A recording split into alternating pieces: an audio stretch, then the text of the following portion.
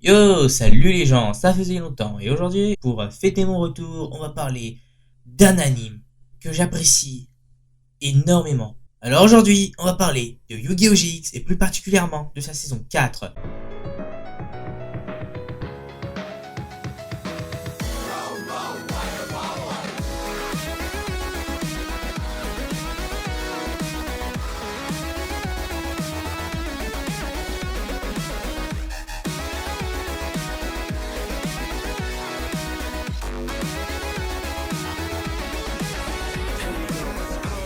Alors pour ceux qui n'ont pas eu d'enfance, c'est quoi Yu-Gi-Oh! GX? Yu-Gi-Oh! GX c'est une série télévisée d'animation japonaise de 180 épisodes produite par les studios Gallop et Neonat Systems. Elle a été diffusée sur TV Tokyo entre octobre 2004 et mars 2008. Cette série est une sorte de suite de la série Yu-Gi-Oh!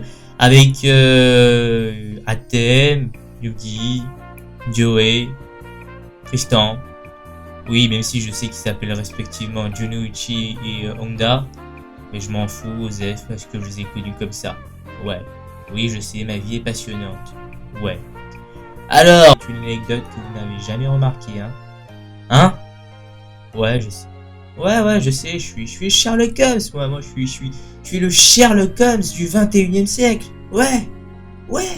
Sa carte Kurobo est reçue par Yugimoto. Ouais, Yugimoto, même s'il a la dégaine de Atem, ce qui est cohérent pour ceux qui ont vu Darkside Dimension, même si ce serait de l'anachronisme de dire cela, Diaden va se faire de nouveaux amis et rivaux, et relever de nombreux défis dans sa quête pour devenir le prochain King of Games, ou le maître du jeu. Bref, voilà le pitch de départ. Alors oui, aujourd'hui je parle de Yu-Gi-Oh! GX, une série Yu-Gi-Oh! C'est essentiellement pour produire des jeux, mais il faut comprendre qu'au-delà de cela, Yu-Gi-Oh! GX et par extension les séries Yu-Gi-Oh! Transmettent des valeurs, un message, tout cela en passant par le duel de cartes qui n'est qu'un outil pour raconter une histoire. Et donc ouais, Yu-Gi-Oh! N'est pas fait que pour les enfants. Si l'envie m'en prend, je ferai peut-être une série spéciale pour parler de la franchise Yu-Gi-Oh! Oui, je sais que je vous fais des promesses comme à chaque fois et que je ne les réalise pas parce que j'ai pas le temps et aussi parce que j'ai la flemme. Ouais. Parce que oui, je sais que c'est la vidéo que je vous annonce là n'arrivera probablement pas. Ouais, Zeke est ce type de youtubeur. Ouais. Donc oui, vous vous en doutez, je vais parler de la saison 4 de Yu-Gi-Oh! GX que bon nombre d'entre vous n'ont pas dû voir car 4Kids n'a pas eu le temps d'adapter cette saison faute de temps dû à 5DS qui est arrivé. Donc oui. Pour la majorité d'entre nous, Yu-Gi-Oh! GX était conclu avec un cliffhanger de fou malade dans lequel Jaden ne fit qu'un avec Yubel pour empêcher la fin du monde et ainsi sauver ses amis.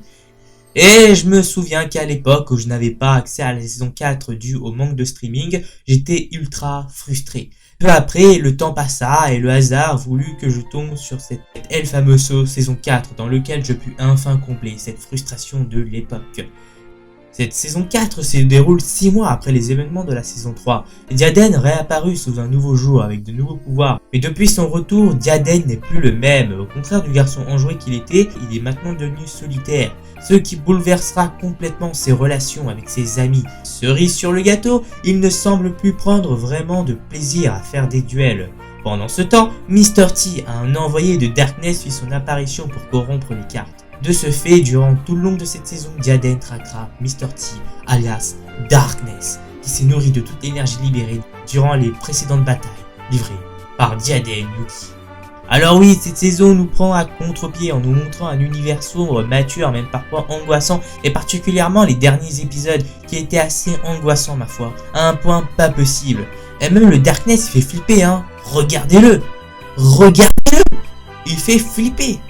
Pour en revenir au personnage, cette saison met un point final magistral au personnage qu'on a suivi tout le long de l'anime. Parce que oui, cette saison ne s'arrête pas qu'à avoir du spectacle. Ici, le petit groupe qu'on a suivi est en proie au doute à leur futur, ne sachant pas ce qu'ils vont devenir, ce qu'ils vont faire de leur vie.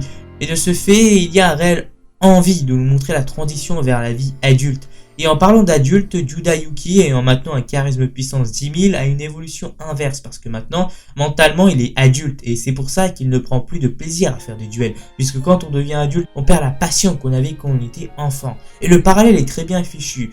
Et c'est le boss du game, alias le El Famoso Yami-Yugi, alias Atem, qui fit son apparition en lui faisant comprendre que même en devenant adulte, on ne doit pas perdre sa passion. C'est magnifique, tout ce qu'on voulait.